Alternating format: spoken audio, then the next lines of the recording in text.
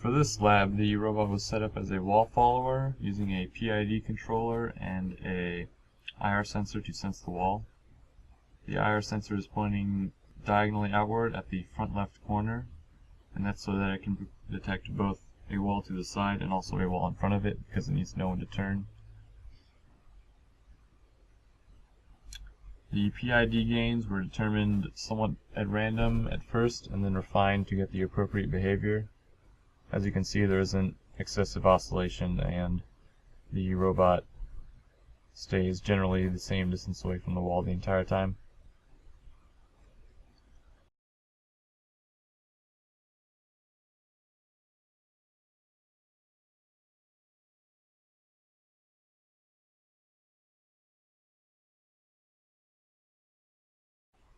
For this lab, the course was set up as a circular arena where the walls form a circle that the robot is placed in.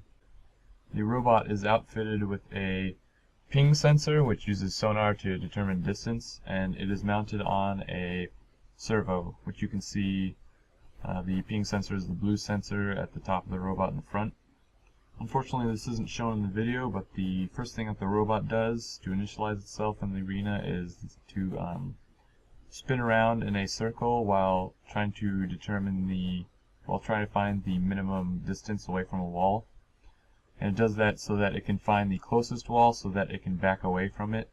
And that's because the sonar sensor can only look in a 180-degree view in front of the robot.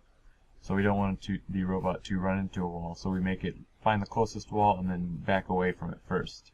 Here you can see the robot backing away like I just talked about. And then what it does from there is that it looks front, left, and right, and determines which distance is the furthest, and then it turns towards there, or if the furthest distance is in the front, it just goes straight a short ways. So basically it just repeats this operation a bunch of times until it eventually finds the center, and it knows that it's in the center because all three distances will be the same, both front, left, and right, which are actually front 45 degrees to the left and 45 degrees to the right. And once all those three distances are equal, then it checks one more time to make sure that's actually in the center, and then it stops completely. As you can see, this is a pretty robust method for this. There are other robots in the arena at the same time that are throwing off the sensor readings a bit, but it's still able to recover from that and find the center successfully.